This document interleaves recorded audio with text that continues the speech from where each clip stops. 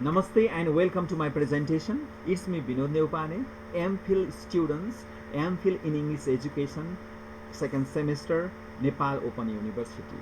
As a part of my assignment presentation in translation studies, today I am going to present on an essay, If This Be Treason, Translation and Its Possibilities by a famous American writer and translator Gregory Rabassa.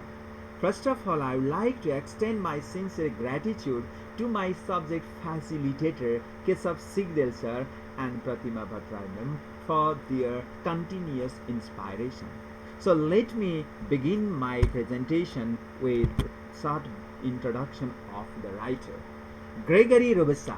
He was born on 9 March 1922 in Newark, United States, and he died on 13 June 2016 at Braunfels, United States. He was educated from Columbia University, where he taught many years, as well as he taught in Queens College. Some of his remarkable important books are If This Be Treason, Translation and Its Discontents, Cloudy Day in Grey Minus. He was awarded with National Book Awards for Translation and Many. In this essay, Rabassa deals with the difficulties in translation, the possible ways and the way to judge the quality of the translated text. Translation, going back to history. Translation was considered as an opprobrium and a bastard art in the past. How the people and the society have perceived translation as a respectable profession today was not so in the past. Translator had to face a rash criticism with public disgrace as it was considered an illegitimate art. That means in the past, the act of translation, it was not considered as a good work, good job. Rather, people used to take it as an illegitimate art. Translation is almost as old as language, certainly as old as the contact of language with alien speakers. It is believed that translation was begun since the time when people start using language. The need of translation might have realized when the societies become heterogeneous with a different linguistically, when people belong to different language group, start to speak their one language, and that created a gap in their communication to exchange their ideas, express their feelings, opinions. Language become barrier, and to bridge this barrier, to overcome this barrier and make the people able to communicate in effectively, translation became an art, tool, a good tool, instrument. Likewise, the need, in spite of translation is considered as an ancient craft, its ways are still rather mysterious. However, it is accepted as an art, something defined by its very existence or by its uses.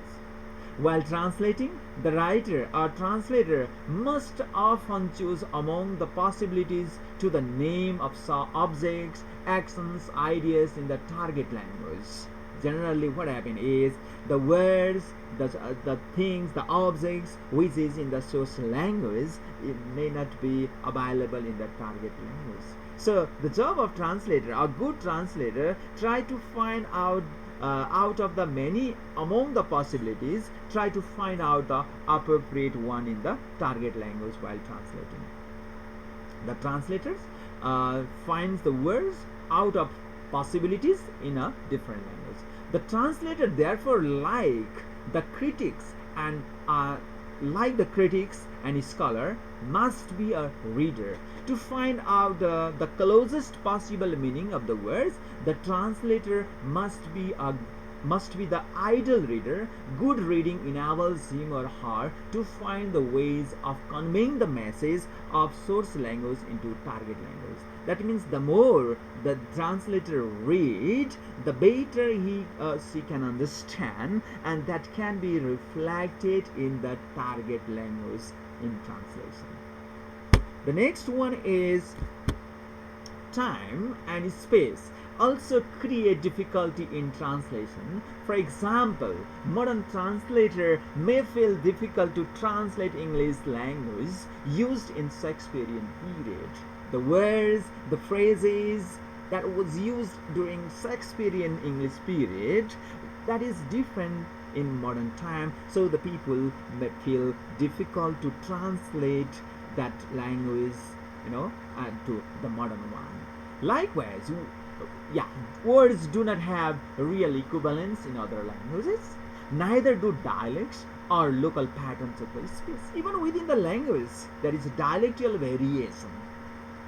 The words that is available in one dialect of the same language may not be available in another dialect. For example, Nepali language, which is spoken, or typical Nepali dialect is spoken in Jumla or Dachula and Ilam and Japa. We get lots of the gaps in dialects, so the translator feel difficult to find the equivalent words in both dialects. The writer has given the example of Black English. Black English is poorly solved by translation into Black Spanish. The translator the transfer of local or regional idioms into another language is possible as they are culture specific, region specific. For example, it is almost possible to find equivalent of the Nepali proverb like Nasna Najanne Agan Tedo. That is a particular Nepali proverb, and it is difficult to find the exact equivalent proverb in English, but it is translated as a bad carpenter always quarrels with his tools in English. So such words, proverbs, idioms, they are language specific, culture specific, context specific, which is difficult to find the equivalent in the target language. Okay. Another problem in translation is the problem that arises when an environment that is commonplace in one culture becomes unusual or strange in the other. It means some words which are common in one language may be strange or exotic in another language, and finding equivalent words in target language is difficult. For example, the writer has given the example, the writer felt such problem while translating the Peruvian novelist Mario Vargas Llosa's novels, The Green House. He was worried about the names of the flora and fauna that have no translation since they do not exist in English-speaking country. The writer shared his one experience. Likewise, the translator is not the free-flying artist that the writer can be. Similarly, the musician has the freedom to enhance the piece being played. Like the musician and the writer, the translator is not free to translate the text from source language to the target language. That means the translator is bound in content and context, and there is no place for riffs in translation. The next aspect the writer talked in this essay is about how a translation should be judged, judgment, evaluation of translation. What a critic should look for and who ideally should be. How well the job of translation is performed. How far the message of source language is transferred into target language can be judged by comparing what the readers encode or understand the message in original text and the translated text. The writer has given a good tips, good way of evaluation of the translated text. For example, if the text, source language text and target language text, after reading the source language and target language text by the reader, if they understand the same way, the same thing, that means that is a good translation. Sometimes what happens is that a reader understand one thing after reading the source language text, but understand the different thing after reading the translated text, that is target language text. That means that gap in conveying the message from source language to target language while translating, and that is not considered as a good translation. Next one, yes, for the same one, the writer has given the example. For example, Gabriel Garcia Marquez has said that American reviewer on the whole have understood 100 Years of Solitude much better than critics in his one language. It's an example of good translation. The text, once translated, can be corrected, as it is impossible for a translator ever to be final. That means no translation is final translation. Every translation is the translation of translation. We can have different example of retranslated text. Munamadan, in our Nepali context, it is translated by many translators, different translators. So there is not a final translation of any text. Finally, translation is indisputably an art like so many other artistic endeavors. It is an urgent or a labor of love. The successful translator who acts as a catalyst is now regarded to the degree regarded to the degree that the successful writer is.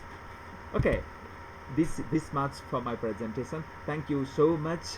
If you have any queries, here I have the email address. Thank you for your patience in my presentation.